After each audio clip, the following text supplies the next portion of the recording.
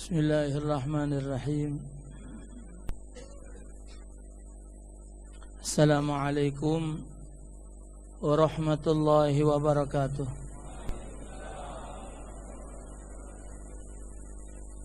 Alhamdulillahilladzi an'ama alaina bi ni'matil iman wal islam.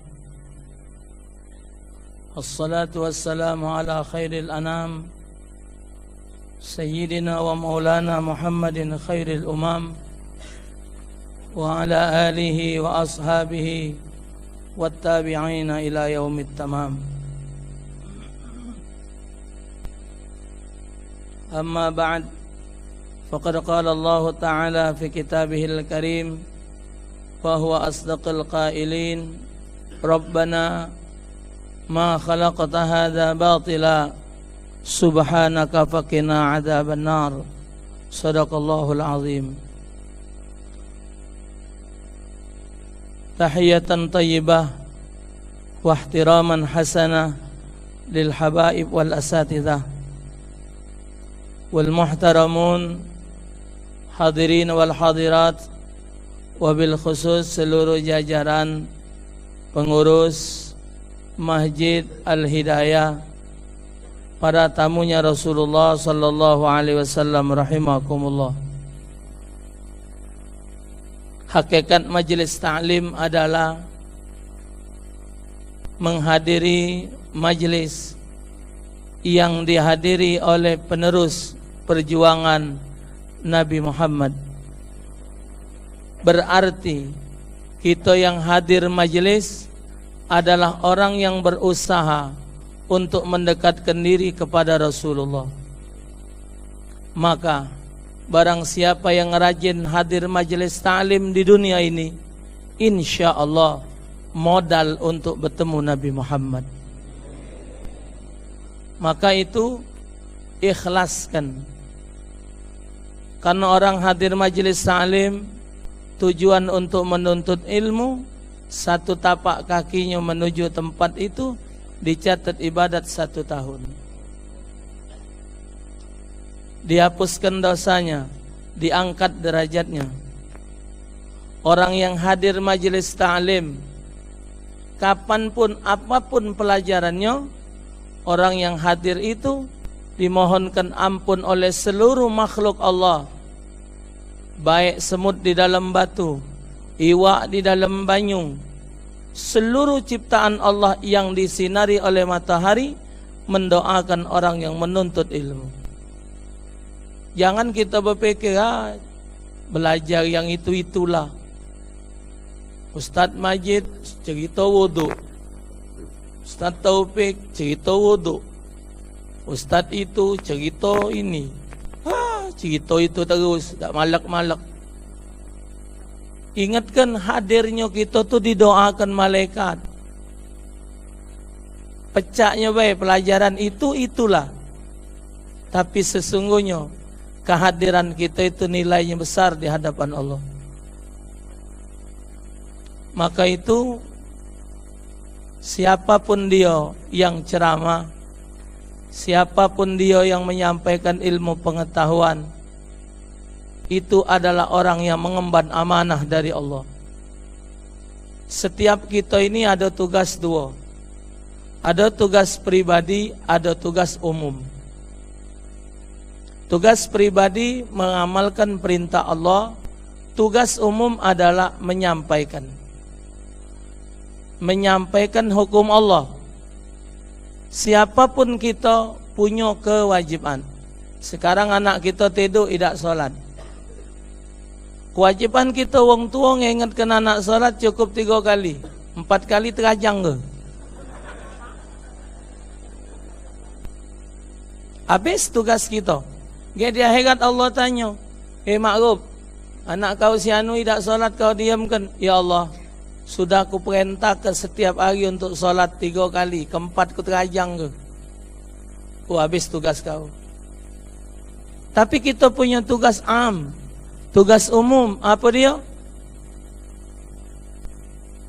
Kuntum khaira ummah ukhrijat linnas. ta'muruna bil ma'ruf wa tanhauna 'anil munkar. Kita ni dengan anak kita, ini anakku. Aku dengan anakku, anak beranak. Tapi dia dengan aku adalah sama-sama hamba Allah. Jadi punya hak umum yang tidak pernah habis waktunya untuk selalu ngongkon berbuat baik. Bapak Ibu, kalau anak kita tidur, lagi tidur kebakaran, kita apalah budak? Bini kita lagi tidur, terumpak kebakaran, kita apalah bini kita? Talak ke apa? Diam ke apa anak kita tidur tu? Hei. Ha? Diam ke apa? Kalau dia nak bangun? Kalau dia nak bangun? Jadi kalau anak kita tidak sholat, kita diam kan? Itu cuma api dari api dunia. Sepersekian miliar juta. Juta miliar apa miliar juta? Sekian juta miliar juta triliun. Pedih dan panasnya api neraka. Tapi anak kita, bini kita, suami ibu yang tidak salat, coba akan dipanggang oleh Allah Ta'ala di satu tempat yang di situ jumlah harinya satu hari sama dengan 50.000 tahun hidup dunia. Jadi kalau dihitung 50.000 tahun hidup di akhirat itu satu harinya 50.000 tahun bimiqdari khamsina alfasana. Jadi hidup di dunia ni kalau hidup 100 tahun cuman baru 2 menit sekian detik hidup di akhirat. Apalah artinya kehidupan? Maka itu kita jaga diri kita. Ujuang kalau kita sakit, ya aku ni sakit, diangkat oleh Allah Ta'ala nikmat aku ni. Uji yang sakit tadi, iyalah Allah. Uji kita jawab, si anu sakit, lah diangkat oleh Allah nikmatnya. Nikmat makan, nikmat ini, sian-nian.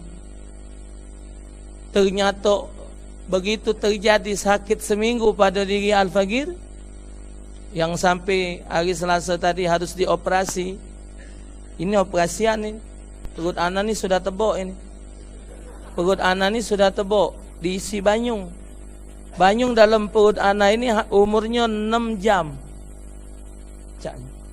6 jam. Setiap 6 jam harus dikeluarkan. Metu yang 6 jam, masuk ke lagi 6 jam lagi. Sudah 6 jam, keluar ke lagi, masuk ke lagi. Sehari 4 kali anak harus mencuci perut. Jadi ceritanya kalau dimbek cerita untuk ibadat kepada kesehatan tadi, ternyata dengan sakit ini tidak kata istilah Allah angkat rezeki. Ternyata bahkan rezeki yang akan masuk itu kalau boleh kita ngomong, kalau memang hitung-hitungan untuk manjang ke umur. Kita makan yang terlalu banyak, bikin diri kita sakit sehingga modelan nih jadinya. Gagal darah tinggi, akhirnya gagal ginjal. Posisi badan yang begitu berat, makanan yang sebegitu demen macamnya, bikin darah tinggi dijadikan Allah. Kalau soal makan kambing, kambing itu kolesterolnya lebih rendah daripada sapi. Silakan Anda cek, tanya sama Syekh Google.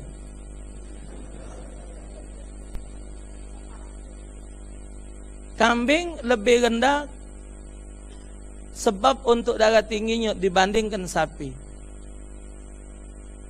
Ini kalau untuk jumlah besar. Tapi kalau untuk tinggi, tinggilah bebek karena dia terbang. Iya, tinggilah kolesterol bebek. Siapa nak ngejar bebek? Jadi jiwang, dia tu sakit diangkat nikmat, bohong. Ana makan sekarang bapak secentong dengan telok sebelah. Ana sekarang Apa dianggap kurang? Tidak. Dengan makan demikian, ternyata makan berprotein yang sedikit lebih baik daripada makan banyak berpenyakit. Ini ngomonglah sakit ini.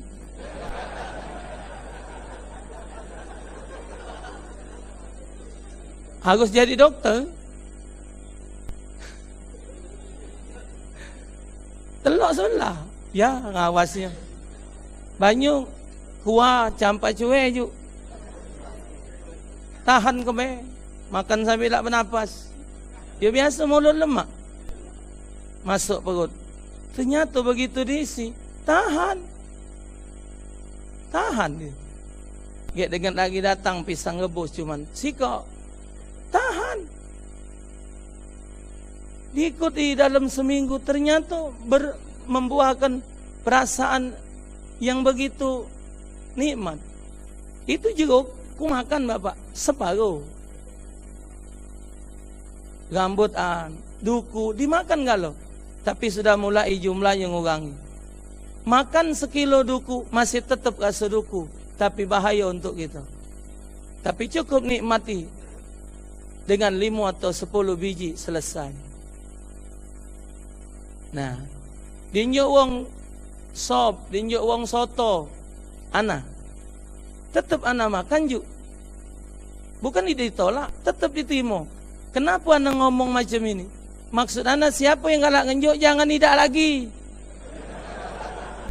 Mentang ana sakit kamu tidak ngenjuk lagi. Gawe baik jangan dibatal kau. Ini sebanyak yang hadir ini ada salah sikok uang yang perhatian dengan anak. Dengan cara rajinian muat ke anak kari kambing. Muat ke kepala kambing sekali ngirim 2. Maksud anak tu jangan dia lupa 2 galak ngirim. Buat kenyu nasi minyak anak ngomong sedekah apa Kak Man? Tidak Ustaz. Terhalmi dengan Ustaz anak buat ke? Ya Allah. Gek dia ni maksud anak kalau tidak diomongkan dengar anak ni sakit, tidak buat kenyu lagi. Walhasil kesimpulan uji dokter, makan negalo. Jangan banyak. Ternyata disimpulkan bahasa banyak itulah yang bikin kita datangnya penyakit. Sehingga begitu anak jatuh sakit, uang datang kata anak, alhamdulillah ala kulli hal. Segala puji bagi Allah atas segala sesuatu. Baik sakit dan sehat semuanya nikmat.